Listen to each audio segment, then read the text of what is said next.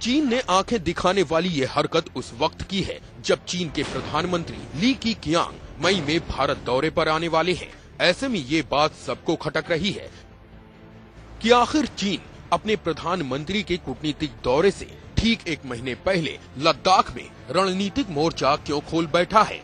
कहीं वो इस फिराक में तो नहीं कि भारत को घुड़की देकर वो अपनी मनमानी चला सके।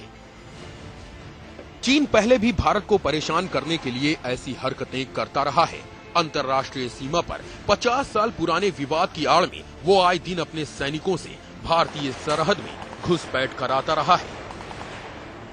चीन की इसी चाल का जवाब देने के लिए भारत ने लद्दाख में अपने पुराने एयरबेस को नए सिरे से तैयार करना शुरू किया है ताकि वक्त पड़ने पर चीन के दुस्साहस का मुंह तोड़ जवाब दिया जा सके।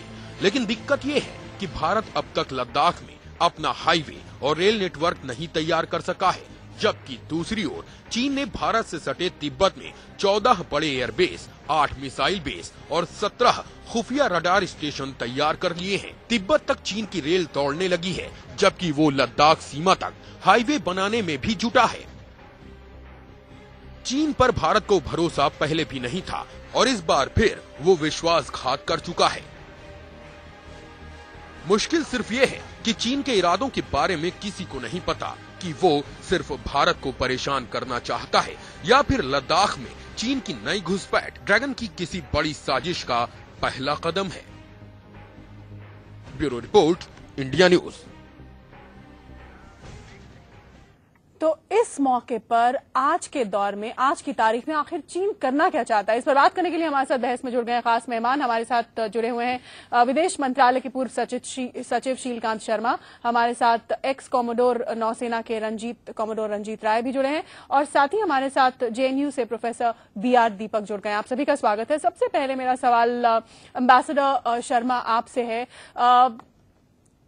चीन के प्रधानमंत्री अगले महीने भारत आ रहे हैं और ये नए प्रधानमंत्री का पहला विदेशी दौरा है, यानी दुनिया में किसी भी देश में अगर वो पहला दौरा कर रहे हैं तो भारत का कर रहे हैं, यानी भारत को कूटनीतिक तौर पे वो इतनी अहमियत देते हैं। तो फिर आखिर उस दौरे से ठीक पहले और ये बताने से कि भारत हमारे लिए बड़ा अहम है, हम सबसे पहला विदेशी दौरा नए प्रधानमंत्री का वहीं पर है, क्यों चीन ने ये गुस्ताखी की? देखिए, ये गुस्ताखी, ये जो भाषा है, भाषा बड़ी तीखी है। जो हुआ है वो जरूर गंभीर बात है कि उनके सैनिक 10 किलोमीटर अंदर आ गए हैं और उन्होंने तंबू तान दिए हैं वहां पर। इस बात को लेके भाषा को इतना तीखा बनाने की मेरे ख्याल से कोई आवश्यकता नहीं है। और जो चीनी प्रधानमंत्री आने वाले हैं अगले महीने, वो भारत के प्रधानमंत्री के साथ जो बातचीत करेंगे उसमें भारत की और चीन की समस्त जो संबंधों की जो एक बड़ी व्यापक जो एक लिस्ट है उस पर विचार होगा। और भारत और चीन के संबंध इस समय बड़े व्यापक रूप से बढ़ रहे हैं। व्यापार है, इन्वेस्टमेंट है और करीब $100 बिलियन का अब ट्रेड टर्नओवर हो रहा है। तो इस पूरे परिप्रेक्ष्य को ध्यान में रखते हुए हमें यह देखना चाहिए कि जो हुआ है पिछले 10 दिनों में उसका क्या महत्व है या उससे कैसे डील किया जाए। कॉमोडोर राय, क्या आप भी इस बात से सहमत हैं कि बाकी बातचीत बिल्कुल नॉर्मल है, बायलैटरल रिलेशंस बाकी ठीक है, इस चीज को हमें ज्यादा अहमियत नहीं देनी चाहिए? बिल्कुल, मैं मिलिट्री का आदमी हूं। अगर जो 9 दिन में हम डिप्लोमेसी के थ्रू ये हल न कर सकें तो मैं समझता हूं गंभीर बात है। ये लंबे दूर से देखना चाहिए। जो हमारा लाइन ऑफ एक्चुअल कंट्रोल है, ऑफ पीस एंड ट्रैंक्विलिटी, शांति का लाइन, ये काफी मोटी लाइन है। जीपीएस से जैसे हमारा घर और आपका घर डिमार्केट है, वो नहीं है। ये बॉर्डर अनरिजॉल्व्ड है। अक्साई चिन पे हमारा क्लेम है। ये जो हुआ है अक्साई चिन के पास हुआ है। ये लेह है, उसके थोड़े ऊपर आप देखेंगे चुशूल है, जहां लड़ाई हुई थी 62 में, वहां लड़ाई हुई थी, चुशूल में लड़ाई हुई थी। इसलिए ये चीज और भी अहमियत रखती है कि वहां एक बार जंग हो चुकी है उस इलाके में। बिल्कुल, और उनका हमारा क्लेम है अक्साई चिन पे। तो अगर जो इंक्रेशन तो होते रहते हैं, क्योंकि आर्मी चीफ बोलते हैं परसेप्शन, अभी आपके foreign minister, external affairs minister Khurshid साहब बोलते हैं परसेप्शन, तो परसेप्शन है 3 मील इधर, 4 मील इधर, 5 मील उधर, क्योंकि हम भी जो पेट्रोल पे हैं गुम हो सकते हैं पेट्रोल में।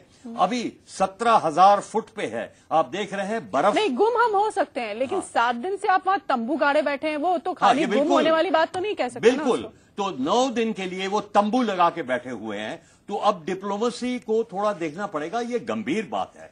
मैं सहमत हूं कि लड़ाई नहीं हो, कुछ नहीं होना चाहिए, लेकिन हमारे तरफ से भी कुछ एक्शन होना चाहिए, जैसे सुमद्रुंगचुंग में हुआ था। चाइनीज लोग आ गए थे, हम भी कुछ आगे बढ़ गए ताकि हमारा आप बार्गेनिंग उत्तर पूर्व की बात करें, नॉर्थ ईस्ट की। तो ये है कि यह गंभीर बात है और उनको लंबी नजर से देखना चाहिए। चीन का जो प्लान है, अब वो शक्तिशाली देश है। लेकिन कॉमोडोर राय, इससे पहले भी चीन ने ये हरकत की है, जैसे कि अभी आपने उत्तर पूर्व की बात कही, अरुणाचल की बात कही, इससे पहले भी वो उनकी ट्रूप्स आगे तक आई हैं। एलएसी, वो कहते हैं कि हमारा परसेप्शन एलएसी का यहां तक है तो हमारी ट्रूप्स यहां तक है। अभी आज की तारीख में भी वो यही कह रहे हैं कि हम अपनी सीमा के अंदर ही हैं। बिल्कुल, आप बिल्कुल ठीक बोल रहे हैं, लेकिन तंबू गड़ गए आज की घुसपैठ को और जो अब तंबू गड़े हुए हैं पिछले 7 दिन से ज्यादा से, इसको कितना गंभीर माना जाए उन घुसपैठों के मुकाबले में जो उन्होंने पहले किए हैं? नहीं, देखिए, इसमें भारत ने बिल्कुल साफ कहा है कि जो पूर्व स्थिति है उस पर जाना चाहिए। जो स्टेटस को आंटे है वो रेस्टोर करना चाहिए, और वो स्टेटस को आंटे जो 15 अप्रैल के पहले था वो होना चाहिए। तो भारत ने बात तो साफ कह दी है कि भाई ये स्थिति थी, वैसे जाना चाहिए। दूसरा, एलएसी पे आप कैसे मैनेज करेंगे, इस पे एग्रीमेंट वगैरह भी है, 2005 से चल रहा है, तो उसके तहत भी ये कार्यवाही जो है संभव है। अच्छा, उस कार्यवाही को उन्होंने शुरू किया है। अब देखिए, परसों जो मंडे को जो चीन के स्पोक्समैन ने जो कहा था, जो उनकी प्रवक्ता थी, उसने जो कुछ कहा था, कल उसकी भाषा बदल गई। कल की भाषा में थोड़ी नरमी आई है। परसों एकदम से उन्होंने कहा कि नहीं, आप अपनी फौजें हटाइए, हमारी फौजें नहीं है वहां। कल की भाषा में उनकी भाषा ये थी कि जो सीमा विवाद है, इससे द्विपक्षीय रिश्तों में या वार्ता में कोई फर्क नहीं पड़ेगा जी। तो अब वो हमने चूंकि बात अपनी, लेकिन सवाल ये है ना कि ये बात तो वो कह रहे हैं डिप्लोमेटिकली, लेकिन उनके फौजी तो अभी वहीं पर है, तंबू अभी भी गड़े, तो उनको क्यों नहीं हटा रहे?